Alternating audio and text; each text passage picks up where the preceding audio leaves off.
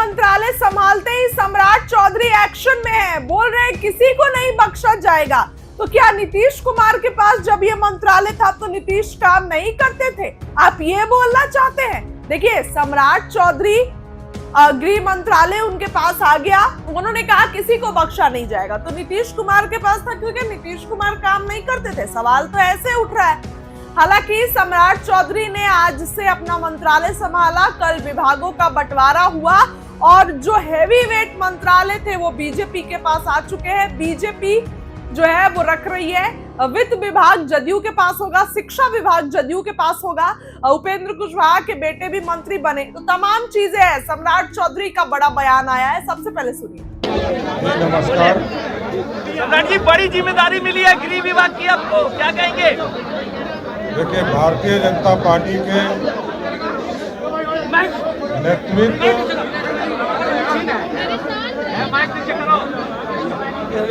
Bharatiya Janata party के नेतृत्व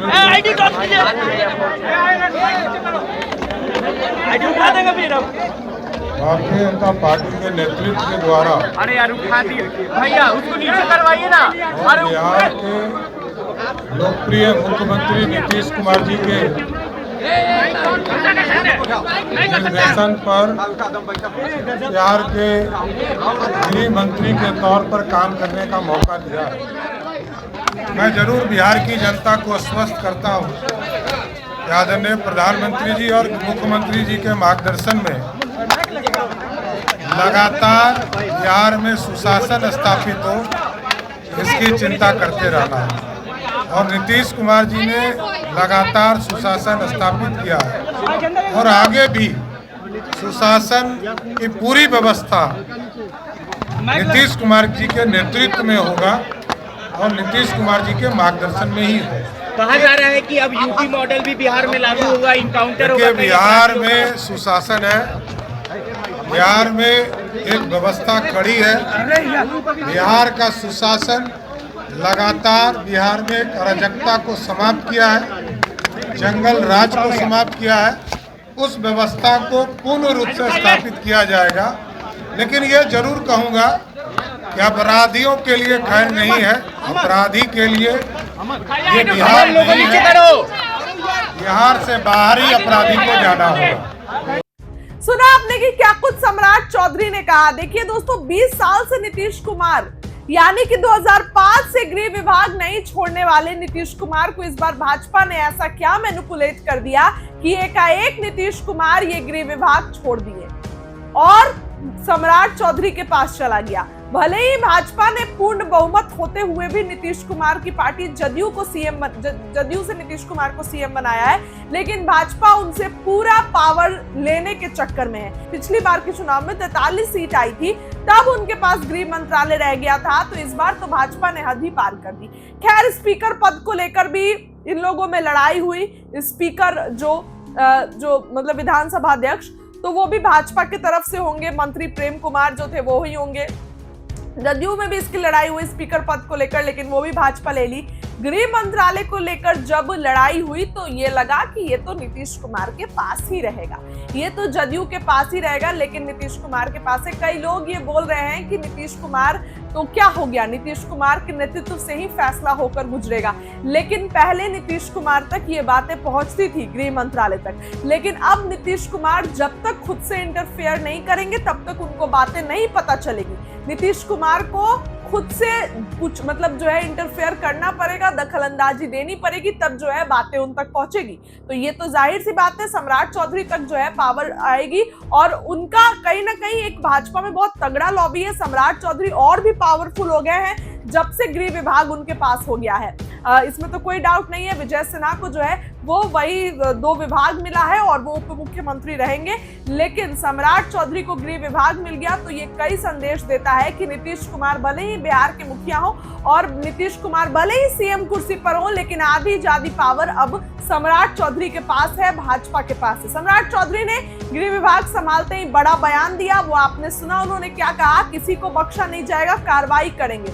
तो भैया, या तो अपनी पहली सरकार जो कि आप ही की थी नीतीश कुमार, तो या उन पे सवाल उठा रहे हैं, या तो फिर आपका कहने का मतलब कुछ और होगा, लेकिन जिस तरीके से सम्राट चौधरी ये बात बोल रहे हैं उससे तो यही लग रहा है।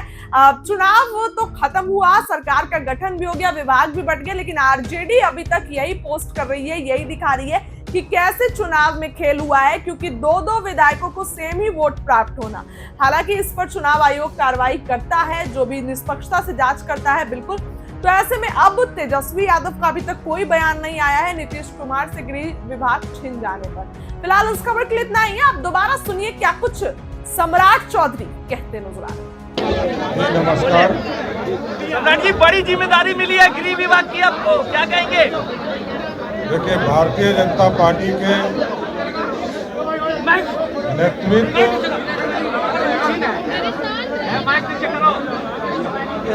भारतीय जनता पार्टी के नेतृत्व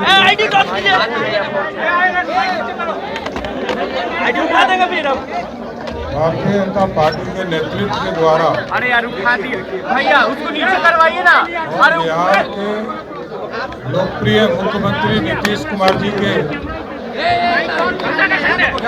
निर्देशन पर बिहार के गृह मंत्री के तौर पर काम करने का मौका दिया है। मैं जरूर बिहार की जनता को आश्वस्त करता हूँ कि आदरणीय प्रधानमंत्री जी और मुख्यमंत्री जी के मार्गदर्शन में लगातार बिहार में सुशासन स्थापित हो, इसकी चिंता करते रहना है। और नीतीश कुमार जी ने लगातार सुशासन स्थापित किया है और आगे भी सुशासन की पूरी व्यवस्था नीतीश कुमार जी के नेतृत्व में होगा और नीतीश कुमार जी के मार्गदर्शन में ही है। कहा जा रहा है कि अब यूपी मॉडल भी बिहार में लागू होगा, इनकाउंटर होगा। देखिए, बिहार में सुशासन है, बिहार में एक व्यवस्था खड़ी है। बिहार का सुशासन लगातार बिहार में एक अराजकता को समाप्त किया है, जंगल राज को समाप्त किया है। उस व्यवस्था को पूर्ण रूप से स्थापित किया जाएगा। लेकिन ये जरूर कहूँगा कि अपराधियों के लिए खैर नहीं है, अपराधी के लिए ये बिहार नहीं है। बिहार से बाहर ही अपराधी को जाना होगा। नमस्कार। सम्राट जी, बड़ी जिम्मेदारी मिली है गृह विभाग की, आपको क्या कहेंगे? देखिए, भारतीय जनता पार्टी के नेतृत्व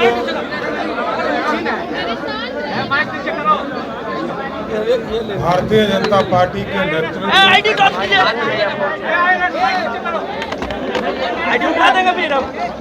भारतीय जनता पार्टी के नेतृत्व के द्वारा अरे यार उठा दिए भैया, उसको नीचे करवाइए ना। और बिहार के लोकप्रिय मुख्यमंत्री नीतीश कुमार जी के निर्देशन पर बिहार के गृह मंत्री के तौर पर काम करने का मौका दिया है। मैं जरूर बिहार की जनता को आश्वस्त करता हूँ कि आदरणीय प्रधानमंत्री जी और मुख्यमंत्री जी के मार्गदर्शन में लगातार बिहार में सुशासन स्थापित हो।